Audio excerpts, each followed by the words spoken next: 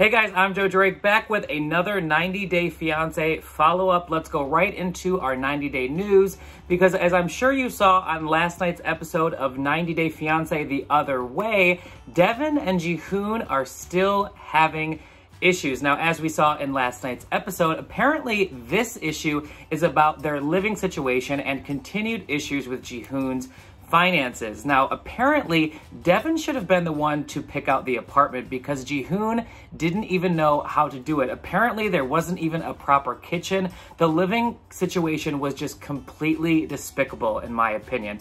Now, I do think that both of them should have been in on choosing the apartment because it was not only for them, but for their children as well.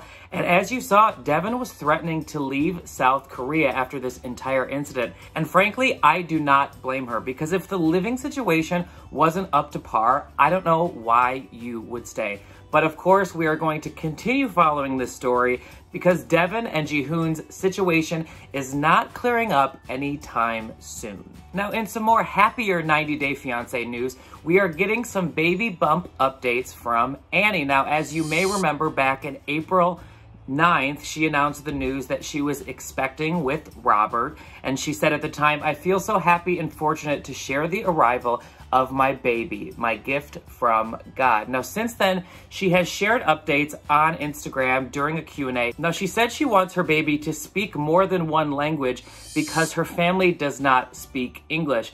But as for the gender of their child, we do not know the sex yet, but we will find out soon because Anny has been posting along the way, and I do think she is going to reveal it sooner than later. I also am very excited for Anny because, as fans probably know, Robert has 5 kids of his own, and Anny has happily stepped in the role as stepmom, and I think she has already been doing a great job, and having some of her own is going to make the situation that much sweeter. Now, moving on to our OMG moment of the week, and as I'm sure you can probably guess, our OMG moment has got to go to Asuelu and Kalani's explosive fight that happened on the Sunday, July 5th episode. Now, as I'm sure you saw, this clearly was a fight that ended up being about gender roles.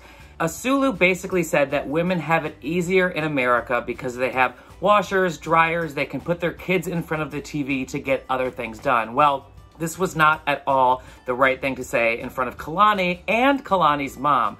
Now, of course, having the mother-in-law in the situation, I think just added fuel to the fire because Kalani's mom just could not keep her mouth shut. Now, long story short, Asuelu ended up grabbing his belongings and leaving the house.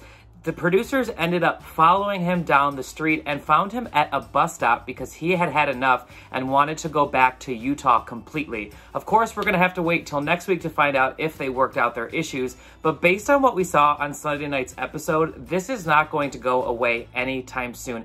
Clearly, this couple has a lot to work out, and I think they're probably going to end up in our couples counseling segment one of these days. Also, I found it pretty fascinating that Asuelu basically thought it was okay to talk to Kalani that way in front of Kalani's mom, and I thought the mom had a perfect response. It was basically like, if you feel that comfortable talking to my daughter in front of me like that, then I'm going to feel just as comfortable responding, and he better be brave enough to do it in front of Kalani's dad and any other family member and accept everybody's wrath. Now, as for our couples counseling moment of the week, this week I'm giving it to Larissa and Jess. Not a traditional couple, one ex-girlfriend and one current girlfriend, because as I'm sure you saw on Sunday night's episode, Larissa warned Jess that Colt was being very shady. Now, this brings up the topic of what can you believe and not believe from your current boyfriend or girlfriend's ex? I do think in terms of 90-Day Fiancé in general, I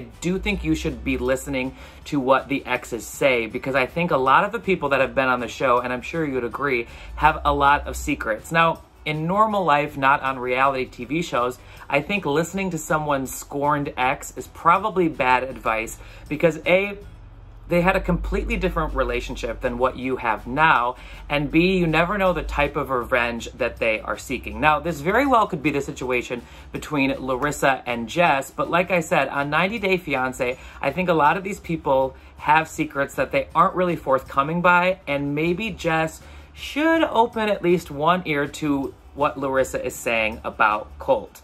What do you think? Do you think he's being shady? Sound off in the comments below. I'm really interested to see what you guys think. And whose side do you take? Are you Team Larissa and sticking up for Jess? Or do you think Jess should be left alone to figure out what to do with Colt on her own? Now, as promised, we are leaving you with our memeable moment of the week. And this week had to go to Larissa because, as she said, who is against the queen will die.